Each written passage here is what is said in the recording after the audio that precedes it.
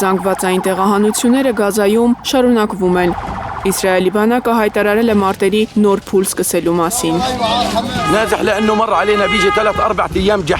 Ես փախա, որովհետև վերջին 3 օրերը սարսափելի էին։ Մենք անզեն խաղաղ բնակիչներ ենք։ Ես տեղահանվել եմ գրեթե 21 անգամ եւ իմ տնից ոչինչ չի մնացել։ Ինչու են այսպիսի բաները միշտ կատարվում խաղաղ բնակիչների հետ։ Մեկ օրում իսրայելական երեկավիահարվածներից ավելի քան 100 մարդ է զոհվել։ Պաղեստինի առողջապահության նախարարությունը հայտնում է, որ զոհերի թիվը շարունակում է աճել։ Այս անգամ Իսրայելի թիրախում Գազայի Ալ-Թուֆահ թաղամասի չգործող դպրոցն է եղել։ Հրամայեցին դուրս գալ, ես մինչև վերջին րոպեն մնացել եմ իմ տանը, չէի ուզում հեռանալ։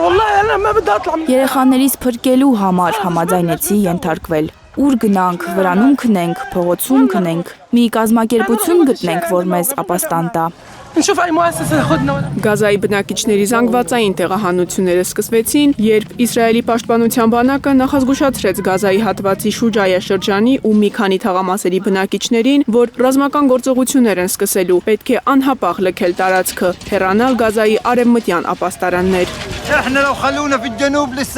Ավելի լավ կլիներ, եթե մնայինք հարավում, այնտեղ գոնե անվճար սնունդ ունենք, բայց մենք չենք կարող այստեղ ապրել, փող չունենք, մենք սնունդ ենք խնդրում։ Ուր գնանք, ես ուզում եմ, որ բանակցողներն ինձ պատասխանեն։